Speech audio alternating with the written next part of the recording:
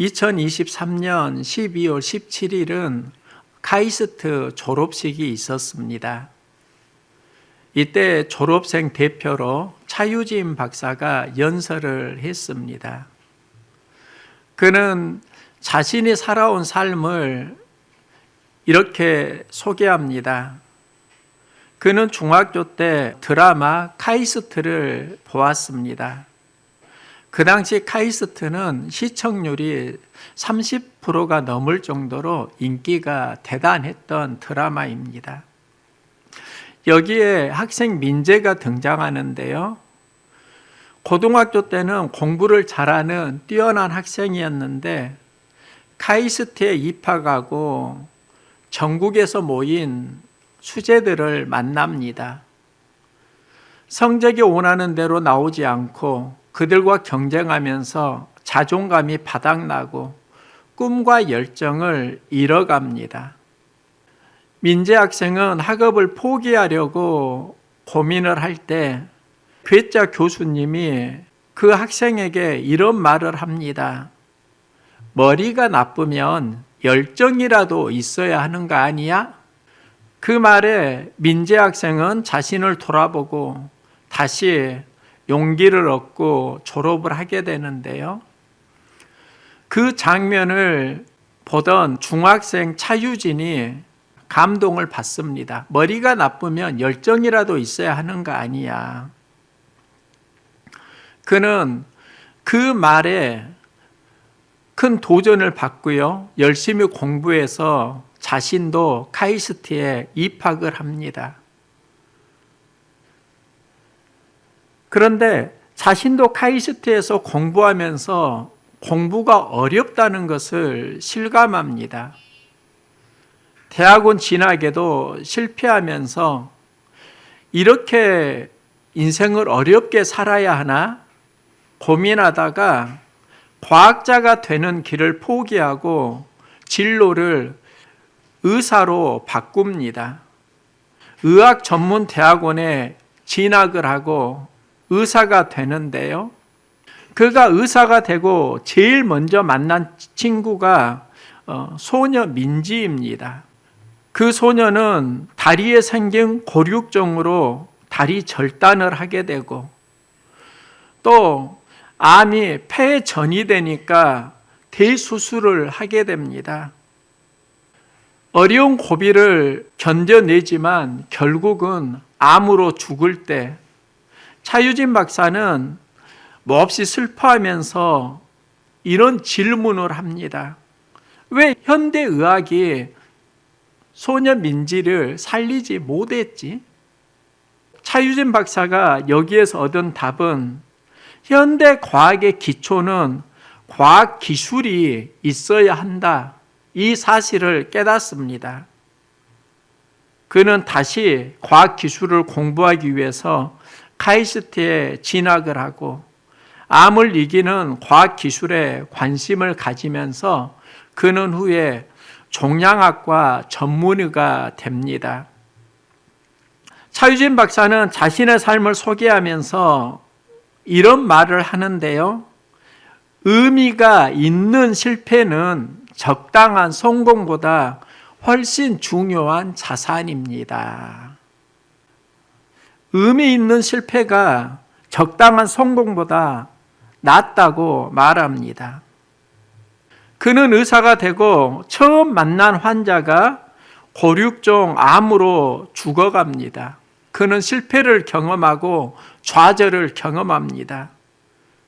하지만 그때 죽은 민지가 그의 삶 속에서 항상 함께 있었고 차유진 박사는 민지와 함께 하면서 새로운 삶의 의미와 가치를 만납니다. 후에 그는 종양학과 전문의가 됩니다. 그러면 민지는 죽었지만 사실 차유진 박사의 마음에는 민지와 함께 있었고 그 함께하는 삶 속에서 차유진 박사는 삶에 크고 작은 영향력을 받았습니다. 세상에는 생명을 살리는 3가지 학문이 있습니다. 몸을 살리는 의학이 있습니다. 또 법을 통해서 공동체를 지키려고 하는 법학이 있습니다. 또 하나는 영혼을 살리는 신학이 있습니다. 의사는 몸을 치료하지만 목사는 영혼을 치료합니다.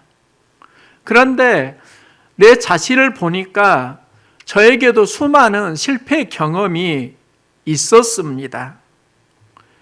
영혼을 치유하지 못하고 아프게 하고 때로는 실족시키는 그런 경험을 했습니다. 한 영혼을 붙들고 일주일 금식 기도를 하고 새벽마다 울며 기도하기도 했습니다. 여기에서 경험한 마음이 있습니다. 실패와 아픔의 모든 경험에는 의미와 가치가 있다고 하면 그 의미와 가치를 어떻게 만날 수 있지? 그 경험 속에서 내가 만나야 하는 의미와 가치는 무엇이지? 그러면서 제가 발견한 건 모든 상황 속에서 하나님이 함께 하신다는 사실입니다. 하나님이 함께 하시면 우리가 경험하는 모든 상황은 의미와 가치가 있습니다. 성경은 하나님의 천지 창조로 시작됩니다. 태초에 하나님이 천지를 창조하시니라. 창조하다의 히브리 언어가 바라인데요. 여기에는 두 가지 의미가 있습니다. 하나는 창조하다, 다른 하나는 해산하다, 낳으셨다, 이런 의미가 있습니다. 예전에는 하나님이 천지를 창조하실 때 말씀으로 창조하셨다. 그래서 천지 만물을 쉽게 창조하셨다고 생각했는데 오늘을 보면서 다른 생각이 들었습니다. 하나님도 천지를 창조하실 때 해산의 아픔과 수고가 있으셨구나. 바라에는 창조하다에는 그런 의미도 있다는 겁니다. 하나님은 천지를 창조하시고 말씀하십니다. 보시기에 심히 좋았더라.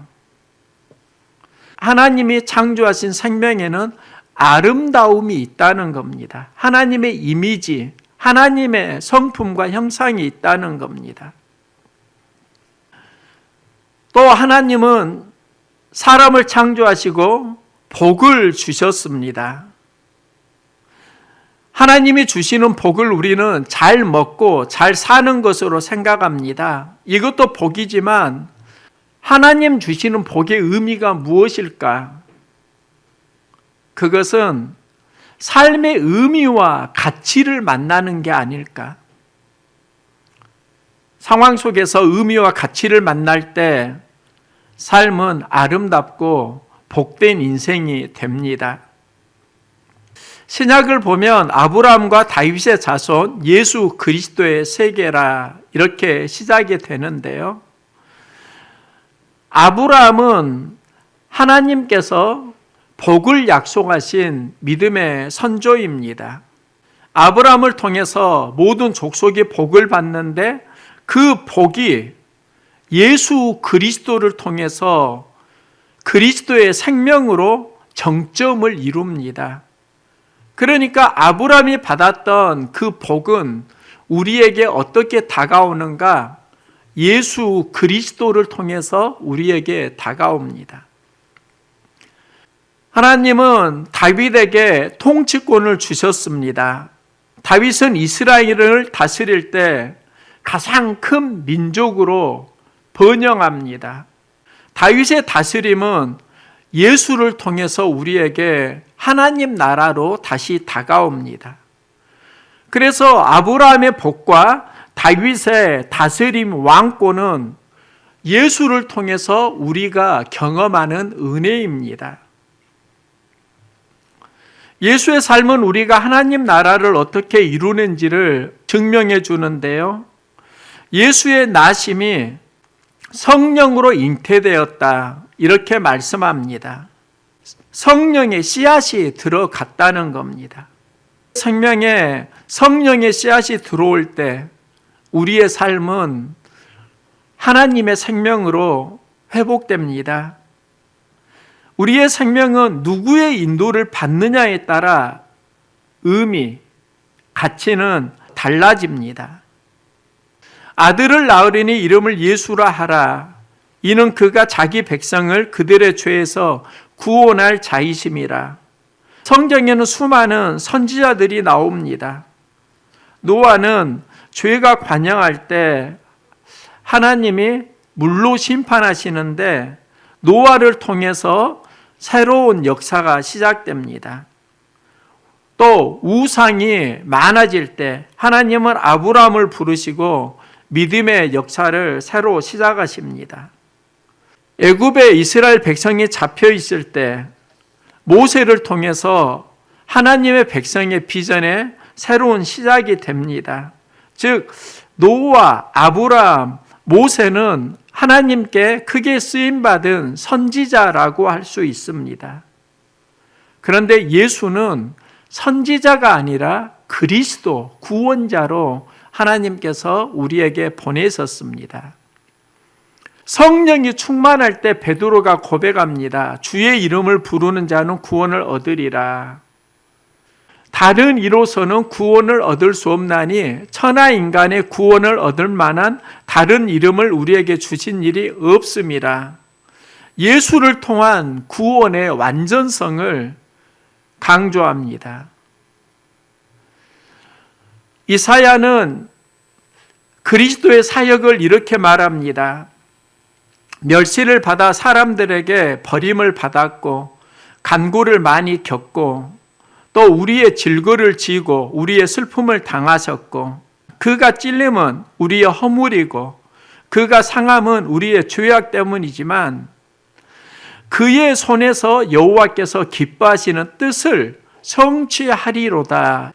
예전에는 예수의 십자가 고난을 보았는데 그 뒤에 나오는 메시지가 있습니다. 그의 손으로 여호와께서 기뻐하시는 뜻을 성취하신다는 겁니다. 하나님이 기뻐하시는 뜻이 무엇일까? 생명 회복입니다. 예수를 통해서 죄가 극복되고 하나님 주신 생명이 회복됩니다. 요한은 하나님이 세상을 이처럼 사랑하사 독생자를 주셨으니 이는 그를 믿는 자마다 멸망하지 않고 영생을 얻게 하려 하심이라 말씀합니다. 예수를 믿으면 하나님 주시는 생명을 누립니다. 그러면 예수의 의미는 구원자인데 그 구원을 이루는 생명을 살리는 사역의 본질이 무엇일까? 이 질문을 하면서 발견한 것이 임마누엘입니다. 처녀가 잉태하여 아들을 낳을 것이요 그의 이름을 임마누엘이라 하리라. 이를 번역한즉 하나님이 우리와 함께 계시다 함이라. 그러니까 예수의 구원은 하나님이 우리와 함께 하신다와 연결됩니다. 기드온은 홀로일 때와 하나님이 함께 할 때의 차이를 경험했는데요. 당시 이스라엘은 미디안에게 괴롭힘을 당했습니다. 이스라엘 백성은 하나님께 기도할 때 그 기도를 하나님이 들으시고 기드온에게 하나님의 사자를 보내시는데요. 하나님의 천사가 기드온에게 말합니다. 큰 용사여 여호와께서 너와 함께 하시도다. 그러면서 미디안의 손에서 이스라엘을 구원하라. 그때 기드온은 내가 무엇으로 이스라엘을 구원하리이까? 나는 므낫세 중에 극히 약하고 아버지 집에서 가장 작은 자니이다. 약하고 작은 기드온의 이야기가 나오고 큰 용사인 기드온의 이야기가 나옵니다. 그러면 누가 진짜 기드온이지? 바울도 이런 고백을 합니다. 내 안에 하나님의 선을 추구하는 영이 있고, 또 하나는 죄에 사로잡혀가는 내 삶이 있는데, 하나님의 영을 추구하는 내가 진짜인가? 아니면 죄에 사로잡혀가서 탄식하는 내가 진짜인가? 강단에서 하나님의 말씀을 전하면서 하나님의 말씀으로 살아가려고 몸부림치는 나의 자아도 있고요. 또 삶의 현장에서 갈등하고 다른 감정을 표현하는 나의 모습도 있습니다. 어느 것이 나의 진짜 모습이지? 생각을 해보면요, 전부 다 나의 모습입니다. 약하고 작은 자도 기드온이고 큰 용사도 기드온입니다. 약하고 작은 자가 어떻게 큰 용사가 되는가?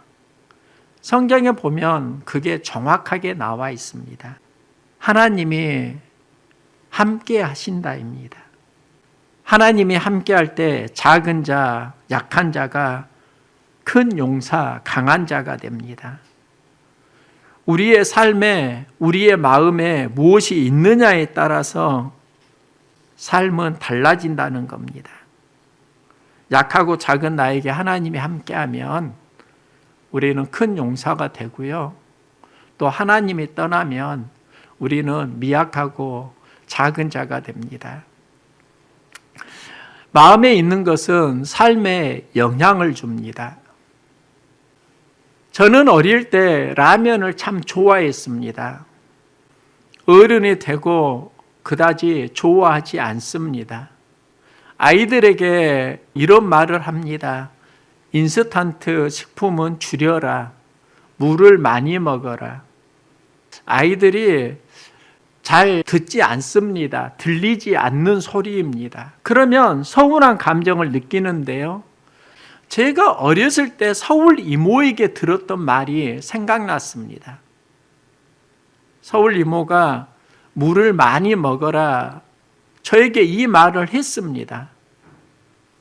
그런데 저는 물을 많이 먹지 않았고요. 또 그때 라면, 밀가루 음식을 좋아했습니다. 어렸을 때 음식의 기준은 맛이었습니다. 그런데 지금은 왜 인스턴트 식품을 좀 줄이라고 말하는가? 어렸을 때는 맛이 기준이었는데 지금은 건강이 기준입니다. 청년 시절 마음이 중요하다 이 생각을 많이 했습니다. 그런데 지금은 좀 달라진 게 있습니다. 마음보다 몸이 중요할 수 있다. 건강이 받쳐주지 않으니까 마음이 약해지는 걸 경험을 했기 때문입니다. 건강의 가치가 들어오니까 나의 삶이 달라지는 것을 또 알았습니다. 제가 헬스에 등록을 하고 운동을 하고 있습니다. 마음에 무엇이 들어오느냐에 따라 삶은 영향을 받는다는 겁니다. 여러분의 인생에 예수가 그리스도로 들어올 수 있기를 소망합니다. 함께 하시는 하나님을 만날 수 있기를 응원합니다. 모든 상황 속에서 함께 하시는 하나님을 만날 때 방황은 끝나게 됩니다. 삶의 의미와 가치가 회복됩니다. 예수님은 자신의 정체성을 이렇게 말합니다. 나는 참 포도나무이다. 선한 목자이다. 길이요 진리요 생명이다. 나는 부활이요 생명이다. 나는 세상의 빛이다. 나는 양의 문이다. 나는 생명의 떡이다. 이것을 에고 에이미 나는 뭐뭐이다 이렇게 말하는데요. 예수님께서 이 말씀을 하신 이유가 있습니다. 하나님을 품었기 때문입니다. 하나님이 호렙산 떨기나무에서 모세를 부르십니다. 이스라엘 백성을 애굽에서 이끌어내라고 하십니다. 그때 모세가 하나님께 당신은 누구십니까? 질문합니다. 하나님은 모세에게 자신을 말씀하시는데 나는 스스로 있는 자니라.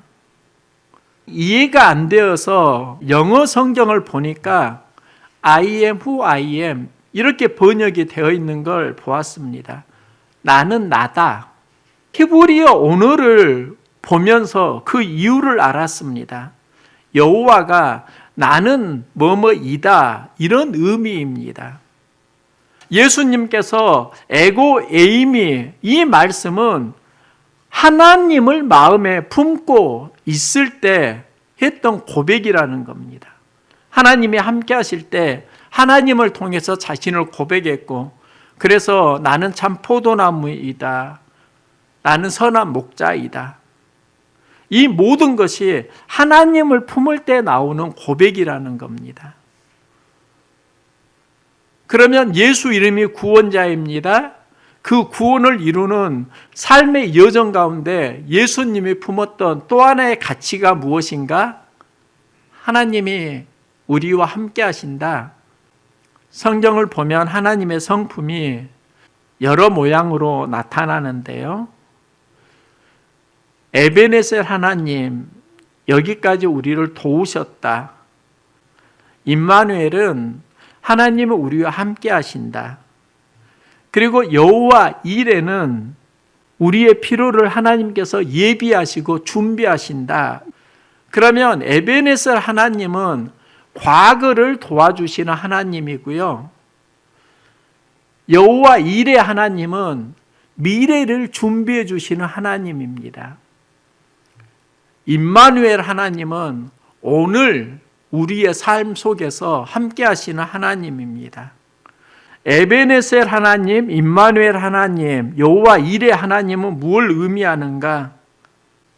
하나님을 통해서 과거에 에베네셀 하나님을 만나고 우리의 삶을 인도하시는 여호와 이레 하나님을 만나고, 그러면서 오늘은 우리와 함께 하시는 임마누엘 하나님을 고백하면서 살아가라는 겁니다. 과거와 미래와 현재를 모두 다 하나님과 동행하는 삶으로 살라고 말씀하는 겁니다. 미국의 유명한 만화가 빌 킨이 있는데요. 어제는 과거이고 내일은 미스테리이고 오늘은 선물이다. 그래서 우리는 현재를 프리젠이라고 부른다. 이렇게 말합니다. 오늘 하루의 삶이 하나님 주시는 선물의 삶이 되기를 소망합니다. 임마누엘의 하나님을 고백하면서 살 때 오늘의 하루는 하나님 주시는 선물이 됩니다. 우리는 오늘을 살아갈 때 많은 장애물, 장벽을 만납니다. 꿈을 꾸고 열정을 가져도 현실의 장벽이 버겁게 다가올 때가 있습니다. 사역을 하면서 제가 참 약하다 이걸 느낄 때가 많이 있습니다. 그런데 이 약함 속에서 두 가지를 경험하게 되는데요. 하나는 상처이고 하나는 은혜입니다. 그런데 하나님과 함께 할 때 상처도 힘이었습니다. 은혜도 힘이었습니다. 하나님이 빠지면 상처는 힘이 되질 않습니다. 아픔으로 끝나지만 하나님이 함께 하실 때 상처는 힘이 되고요. 은혜가 또 능력이 됩니다. 연초에 이런 선포를 했던 기억이 있습니다. 5명 전도하고 안 되면 사임을 하겠습니다. 상황이 어려우니까 나름대로 배수진을 쳤습니다. 그리고 얼마 전까지 3명 전도를 했습니다. 12월이 되고 이제 마음에 부담이 생겼습니다. 2명 더 전도를 해야 하는데, 그런데 지난주에 집사님 한 분이 새가족 등록을 해 주셨습니다. 수요 기도회에 계속 나오고 계십니다. 나는 집사님을 통해서 많은 위로를 경험했습니다. 그런데 무언가를 선포할 때 내가 느꼈던 것은 사실 두려움입니다. 또 부담입니다. 그런데 제가 발견한 게 있습니다. 두려움과 부담을 가지고 선포를 할 때 내 안에 살아나는 간절함이 있었습니다. 두려움을 이기는 희망을 보았습니다. 왜 간절함이 살아나고 두려움을 이기는 희망이 보이지? 이유는요, 하나님이 나의 형편을 아시고 마음을 아시고 함께 하신다는 믿음 때문이었습니다. 애니메이션 영화 짱구에 나오는 대사인데요, 짱구 아빠가 짱구에게 이런 말을 합니다. 꿈은 도망가지 않아. 도망가는 것은 언제나 자신이야. 이 말을 여러분에게 들려드리고 싶습니다. 여러분과 함께 나누고 싶습니다. 하나님은 모든 상황 속에서 항상 우리와 함께 하십니다. 하나님이 나와 멀어졌다고요? 아닙니다. 우리가 하나님과 멀어진 겁니다. 우리가 하나님을 떠나는 겁니다. 예수님은 이 땅에 오시고 이 날을 성탄절이라고 합니다. 육신을 입고 예수님이 이 땅에 오셔서 전하는 메시지가 무엇일까? 전에는 예수 이름, 구원자에서 의미를 찾았는데 성경에서 우리에게 계속 전하는 메시지가 임마누엘입니다. 너의 삶에, 너의 모든 상황 속에 하나님이 함께 하신다. 힘들고 어려울 때 혼자라고 여겨지지 않습니까? 성경을 보세요. 극한의 어려움 속에서, 그 상황 속에서 하나님이 함께 하셨고, 이 함께 하심을 고백할 때 약한 자가 강해지고 두려움이 용기로 바뀌는 걸 볼 수 있습니다. 우리가 품어야 되는 마음이 있습니다. 그건 넌 혼자가 아니야. 모든 상황에 하나님이 함께 계셔. 이 약속입니다. 모든 상황에서 함께 계시는 하나님을 우리가 만날 수 있기를 소망합니다. 우리의 삶은 하나님을 통해서 새로운 의미와 가치를 만날 것입니다. 모든 상황에서 함께 계시는 하나님을 기억하고 힘내서 힘나는 은혜 우리가 함께 누려갈 수 있기를 소망합니다.